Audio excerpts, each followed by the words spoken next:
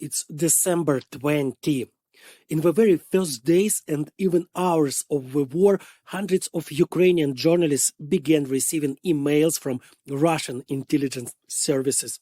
The authors of these emails accused the journalists of anti-Russian activities, warned that they would face imprisonment, and demanded that they immediately go over to the side of the occupiers.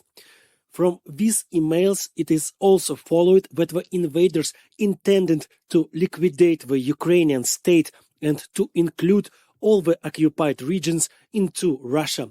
Execution lists were also mentioned. Moreover, the authors of the emails promised that the persons included in these lists could save their lives if they actively helped the Russian army and special services. You see, while Putin and his camarilla were lying that they not going to occupy anything and that the war would not affect civilians at all, the Ukrainians already perfectly understood that the Russians had come to us precisely to seize territories and to kill those who would refuse to cooperate with them. It seems to me that the world still does not fully understand what a terrible fate Ukraine escaped in February and March of this year, thanks to heroism of the defenders.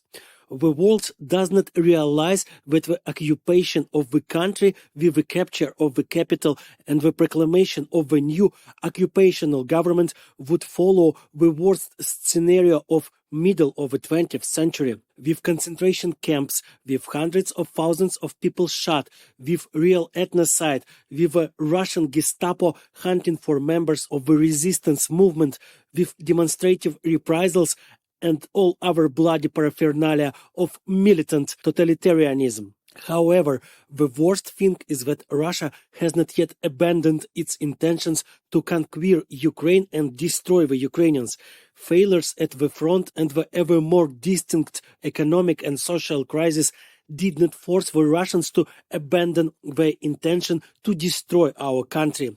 They accumulate strength by new and old weapons from bandits all over the world and prepare for new throws, for new attacks. A little less than a year ago, I was freezing on a barricade on the outskirts of Kiev, waiting for the Russians to approach. It was damn cold. My finger even froze to the trigger of the rifle and had to be turned off with the skin.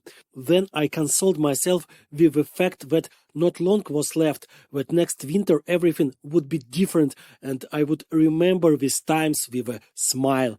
Everything went wrong. There is nothing to smile at. The war is still going on. My comrades, those who have survived to this day, and I are still serving in the army, and our enemy is still obsessed with the idea of our destruction, and we have no other choice. We simply must resist, otherwise we won't be